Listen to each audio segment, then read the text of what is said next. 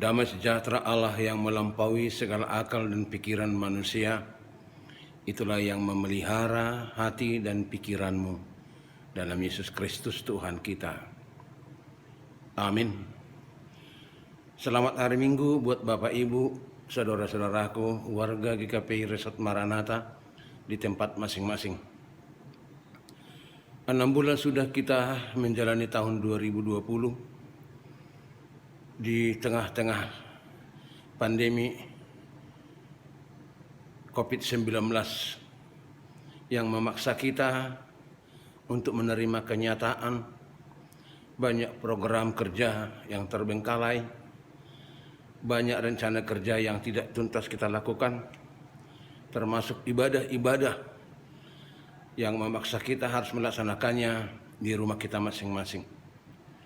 Namun demikian, saya percaya Bapak Ibu Saudara-saudara, ada satu pelajaran berharga yang bisa kita petik dari COVID-19 ini, di mana kita manusia diingatkan oleh kejadian ini untuk menyadari bahwa ternyata kita tidak berdaya untuk menjamin masa depan kita sendiri. Kita butuh pertolongan, kita butuh tuntunan. Disinilah peranan iman percaya kita mengimani kuasa Tuhan yang maha baik, yang siap sedia untuk menuntun perjalanan kita, asalkan kita percaya berpegang teguh dengan firman-Nya. Karena itu mari saudara-saudara, kita menjalani hidup ini dengan berkarya seraya, menggantungkan masa depan kita, harapan kita kepada Tuhan yang maha kuasa, yang mengasihi kita di tengah-tengah kehidupan ini dari sekarang hingga kekal. Baik Bapak Ibu Saudara-saudara, kita akan menyambut firman Tuhan yang menjadi khotbah buat kita pada minggu 3 setelah Trinitatis ini, diangkat dari kitab Kolose pasal 3 ayat 18 sampai dengan ayat 21. Demikian firman Tuhan. Hubungan antara anggota-anggota rumah tangga.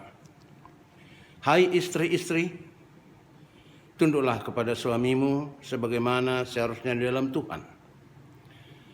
Hai suami-suami, kasihilah istrimu dan janganlah berlaku kasar terhadap dia.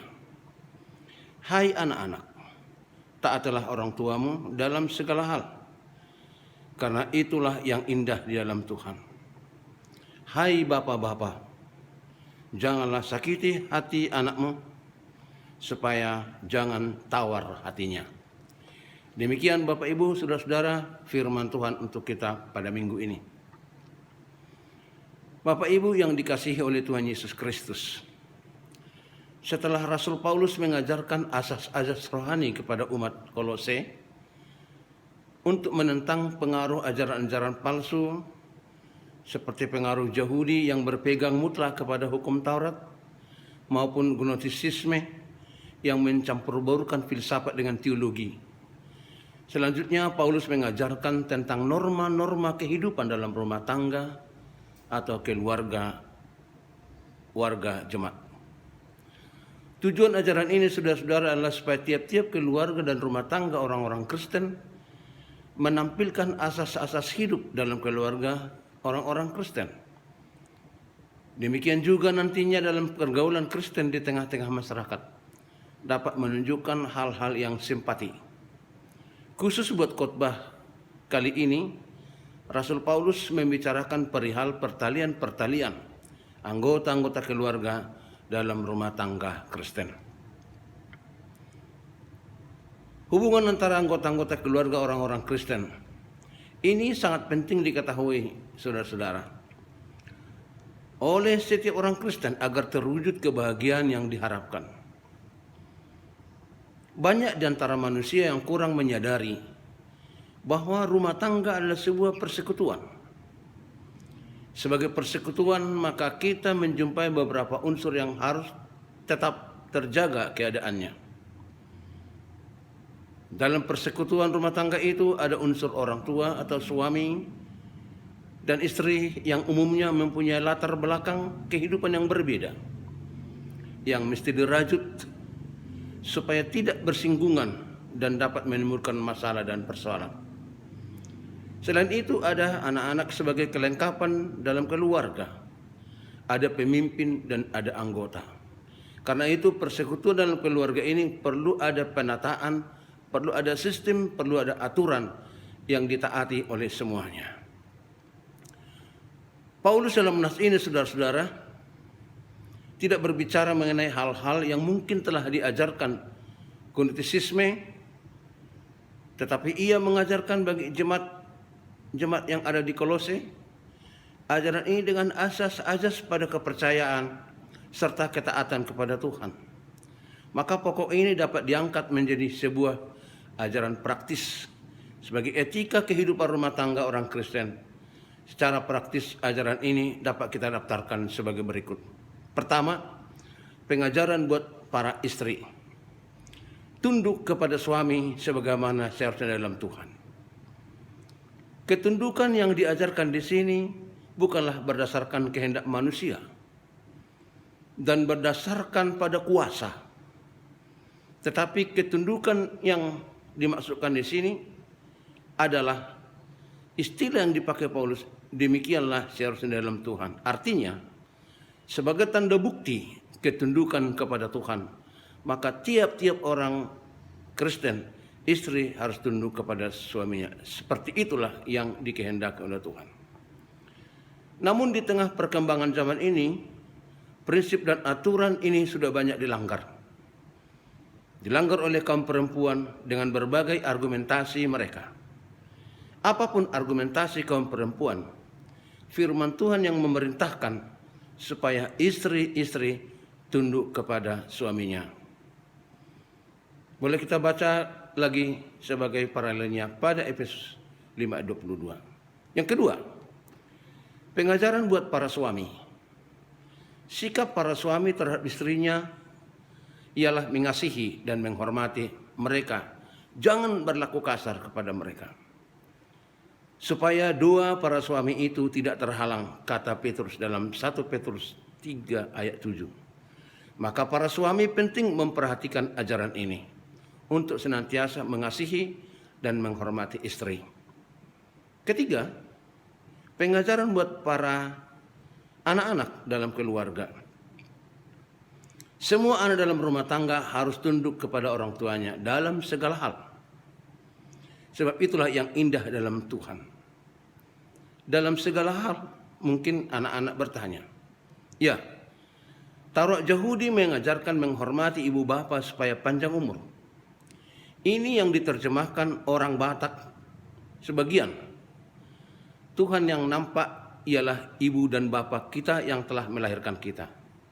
Jadi dalam segala hal, karena tidak ada orang tua yang mau menjerumuskan anak-anaknya kepada kehancuran. Tetapi semua orang tua pada umumnya pasti berjuang untuk masa depan anak-anaknya. Yang keempat, pengajaran kepada para bapa. Kaum bapa diajarkan untuk tidak menyakiti hati anaknya, supaya mereka tidak tawar hati. Tawar hati dapat diartikan dengan patah hati, patah semangat, sehingga tidak ada gairah hidup untuk melakukan apapun. Karena itu, hai bapak-bapak, jangan sakiti anak-anakmu. Demikianlah Bapak Ibu Saudara-saudara penataan Rasul Paulus dalam pertalian anggota rumah tangga pada setiap keluarga orang Kristen. Tujuan utama yang diharapkan dari ajaran ini adalah terciptanya suatu keluarga yang berbahagia. Karena kebahagiaan itu sesungguhnya adalah harta yang paling berharga dari semua yang kita miliki selain nyawa kita sendiri.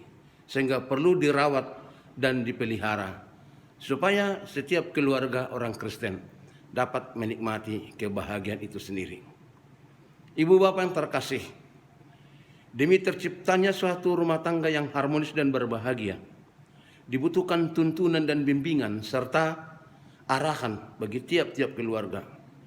Pokok pengajaran pada nas ini dapat berfungsi sebagai mesin penggerak agar semua anggota keluarga dalam rumah tangga itu mau melaksanakan tugas dan peranannya masing-masing.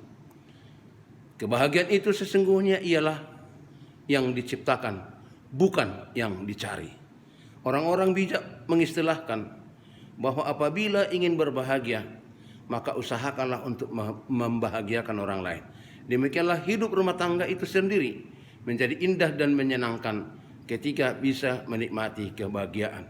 Akhirnya dapat disebut bahwa rumah tangga orang Kristen itu adalah unit gereja terkecil yang tersebar di seluruh lapisan masyarakat, yang menggambarkan perilaku kehidupan baik secara pribadi maupun tiap-tiap anggota keluarga untuk menjadi teladan kepada orang-orang yang ada di sekitar kita. Dengan demikian, nama Tuhan kita turut dimuliakan dengan tindakan dan perbuatan kita sendiri. Amin. Terima kasih Tuhan, firman-Mu mengingatkan kami untuk memelihara aturan yang Tuhan tetapkan. Bagaimana seharusnya tiap-tiap keluarga berlaku, baik sebagai istri terhadap suami, suami terhadap istri, bapak-bapak kepada anak-anak, anak-anak terhadap orang tuanya.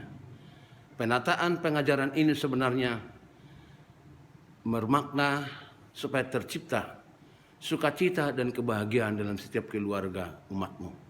Tolong kami Tuhan untuk tidak hanya mengetahui ajaran ini, melainkan kami mau melakukannya, melaksanakan tugas fungsi peranan kami masing-masing sebagaimana yang diaturkan oleh firman-Mu yang kami dengar hari ini, supaya kami boleh menikmati kebahagiaan seperti yang Tuhan janjikan.